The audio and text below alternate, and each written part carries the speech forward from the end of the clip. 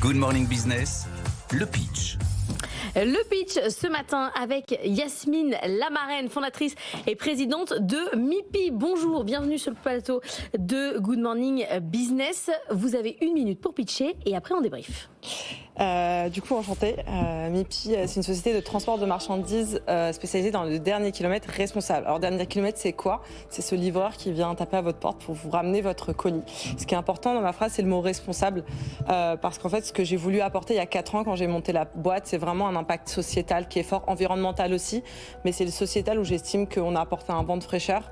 Parce qu'en fait, je me suis posé 2 questions. C'est pourquoi le livreur, il n'est pas sensible à cette notion d'expérience client et pourquoi il n'y a que des femmes, enfin il y a justement une femme qui sonne à ma porte. Et derrière ça, pour moi, il y a 2 sujets.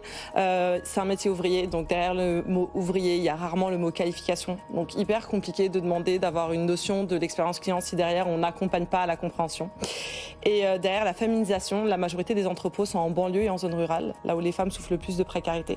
En face, vous avez un secteur qui souffre de pénurie. Donc en fait, faire rencontrer les femmes et le secteur du transport, pour moi, c'était une solution qui faisait du bien à tout le monde.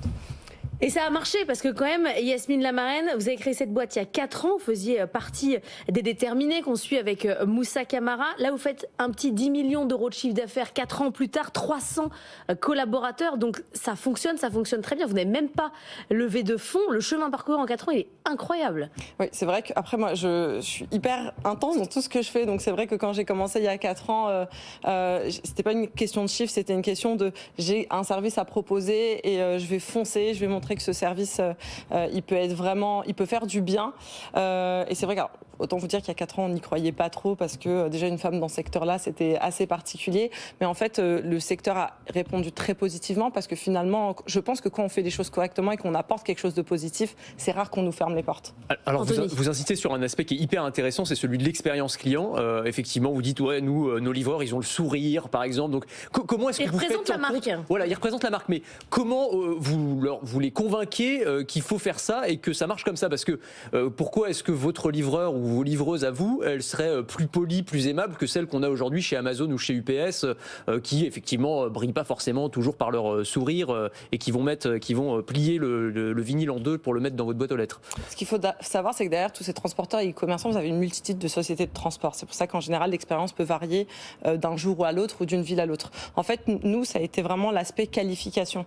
C'est comme vous, quand vous avez fait des études, à un moment donné, le savoir, il n'est pas arrivé du jour au lendemain. Donc en fait, nous, l'objectif, c'est de dire, en fait, on va former les gens, on va les accompagner. Le management va aussi être différent. Quand on arrive, moi, je sais, j'avais un bac plus 5, je suis arrivée en entreprise toutes les semaines, j'avais des indicateurs de performance, j'avais tout un cadre. Vous arrivez dans le secteur de la livraison, en général, les livreurs, si vous leur demandez c'est quoi vos KPI, en général, on les accompagne pas. Nous, ce qu'on a essayé de faire, c'est de montrer en fait l'humain, quel que soit son niveau d'études, il a cette capacité de compréhension. Et si on prend pas le temps de lui expliquer, de le montrer, de l'accompagner, et ça peut paraître très anodin, mais je vois que ça fait la différence parce qu'aujourd'hui, j'ai envie de dire que vous avez fait du management, quoi.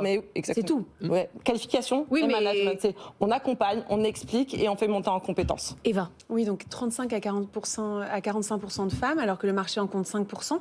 Comment est-ce que vous allez les recruter? Est-ce qu'elles viennent vers vous ou est-ce que... J'aurais aimé, en fait, au début, quand j'ai voulu féminiser le secteur, j'avais 99,9% de CV d'hommes. Et en fait, j'ai compris que les femmes, il fallait aller les chercher. Et finalement, on ne recrute pas les femmes, on sensibilise les femmes au secteur et au métier du transport. En fait, on va les chercher et là, on travaille avec France Travail, on travaille avec les missions locales, on travaille avec les associations locales et en fait, on va leur dire venez tester le métier, arrêtez de penser qu'il n'est pas fait pour vous. J'ai envie de dire, il faut le permis B, a priori. Toutes les 3, on l'a potentiellement. Il faut savoir conduire, porter des colis. La majorité des colis sont très légers. Ouais. Donc en fait, c'est autant accessible pour les hommes que pour les femmes. C'est juste que les femmes se mettent des barrières et en fait, on leur propose un nouveau choix. Eh ben, merci beaucoup d'être venue ce matin. Yasmine Lamarraine, vous avez dit que vous n'avez pas le temps de vous arrêter pour voir vos chiffres. Alors arrêtez-vous quand même. 300 collaborateurs, 10 millions d'euros de chiffre d'affaires. Bravo à vous. On vous suit pour la prochaine levée de fonds. Vous avez besoin de fonds ou pas? Alors, j'ai pas besoin de fonds pour grossir. Et ça, c'est ma plus belle chance. Par contre, des fonds, ça permet forcément d'accélérer les choses. Donc, c'est la prochaine étape. Merci beaucoup d'être venu.